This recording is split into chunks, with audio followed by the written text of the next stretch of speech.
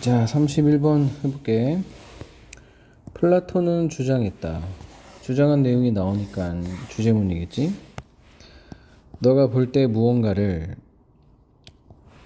너를 아름답다고 때리는, 의역하면 너에게 아름답다고 다가오는, 보이는, 이렇게 의역해도 괜찮아. 그런 무언가를 볼 때 너가 정말로 사실은 하죠. 사실은 단지 부분의 반영만을 보는 것이라고 주장했다. 그래서 이게 동사랑 같이 대시를 해석해주면 돼. 그 부분만 보는 거다. 실제를 보는 게 아니다. 그냥 reflection, 반사체를 보는 거다. 진정한 아름다움에. 해석에는 반영이라고 돼 있네. 그냥 진정한 아름다움의 반영. 반영하면 좀 추상적이니까 반사체라고 봐도 괜찮아. 마치 그림 혹은 사진이 오직 포착하는 것처럼 진정한 것의 일부분만을. 그래서 이게 플라톤의 주장이고, 주장이니까 당연히 주제 맞는데 너무 기니까 진정한 아름다움 혹은 플라톤이 form of beauty라고, OC야 목적어 빠졌어, 부르는 것은 has no, 없다지. 특정한 색깔, 모양, 크기가 없다. 자, 오히려는 연결어 중에 제일 어려운 연결어니까 이런 특수 상황에 나오는 거. 뭐뭐가 아니다, 오히려 뭐뭐이다. 이때 쓰는 게 특별하게 rather이야. 오히려 그것은, true beauty는 추상적인 개념이다. 숫자 5와 같은. 그래서 이 true beauty, form of beauty, abstract idea에 대한 그냥 설명이야. 전체 글이 다 설명이니까 이 키워드가 키워드의 정의가 주제라고 생각하면 돼. 너는 make drawings, 그릴 수 있다라고 할게. 숫자 5를 파란색 혹은 빨간색 잉크로 크게 혹은 작게. 하지만 숫자 5 그 자체는 강조의 제기대명사지 이러한 것들 중 어떤 것도 아니다. 숫자 5는 뭐야? 개념인 거야. 5개라는 개념. 여러 가지 형태로 표현될 수 있지만 본질은 아이디어지, 아이디어. 그것은 어떤 물리적인 형체도 가지고 있지 않다. 생각해봐라. 삼각형이라는 개념을. 마찬가지 삼각형. 개념이지. 각이 3개가 있고 선분이 3개를 이루어진 어떤 것, 이런 개념인데 그 개념을 무한대의 어떤 형체로 만들 수 있거든. 그래서 본질과 형체 이렇게 나눠보면 돼. 그래서 플라톤은 눈에 보이는 모든 것이 다 형체에 불과하고 그거에 뭐라 그럴까, 기준이 되는 어떤 개념이 있다는 거야. 그게 true the form of beauty, 이렇게 얘기를 하면 돼. 비록 삼각형이 없지만 특정한 색깔과 사이즈가, 그 삼각형은 어떻게든 있다. 각각의 모든 삼각형 속에 너가 보는.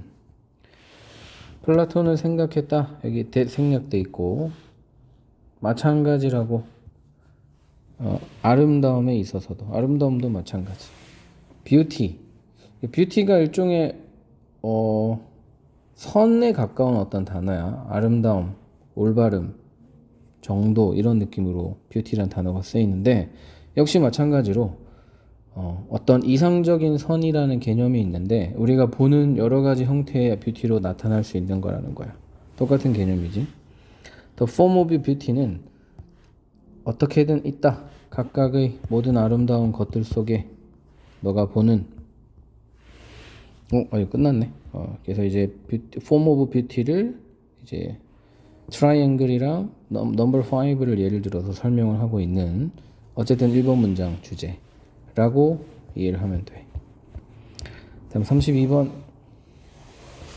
너가 들을 때 너의 아이의 소리를 감정적인 순간이라 하면 이제 감정이 북받쳐 온 순간, 이렇게 볼 수도 있겠지.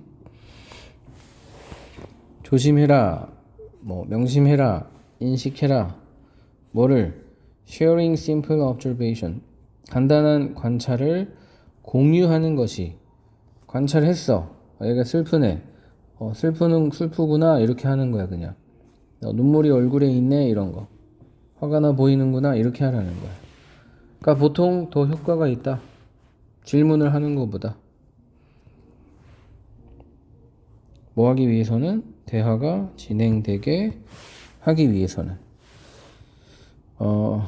원래 이제 get 뒤에는 투부정사를 일반적으로 쓰는데 뭐 get something going이라든가 rolling이라든가 어떤 진행의 개념을 쓸 때는 ing를 쓰거든. 하나의 예외적인 수고로 외워주는 것도 괜찮아. to roll 아니라 rolling이라고 쓰는 거 잘 외워두고, 예외 같은 거니까 외우는 게 더 나아. 그래서 시그널 나왔지? be aware. 명심해라. 잘 기억해라. 그래서 아이들의 감정을 읽어줄 때는 질문을 하는 것보다 그냥 감정 그 상태를 표현하는 게 더 낫다.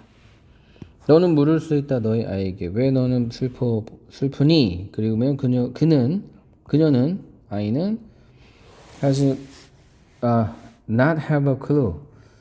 단서가 없을지도 모른다. 의역하면 이유를 모를지도 모른다. 이렇게 할 수 있겠지. 짐작조차 못할 수 있다. 이렇게 의역이 돼 있어.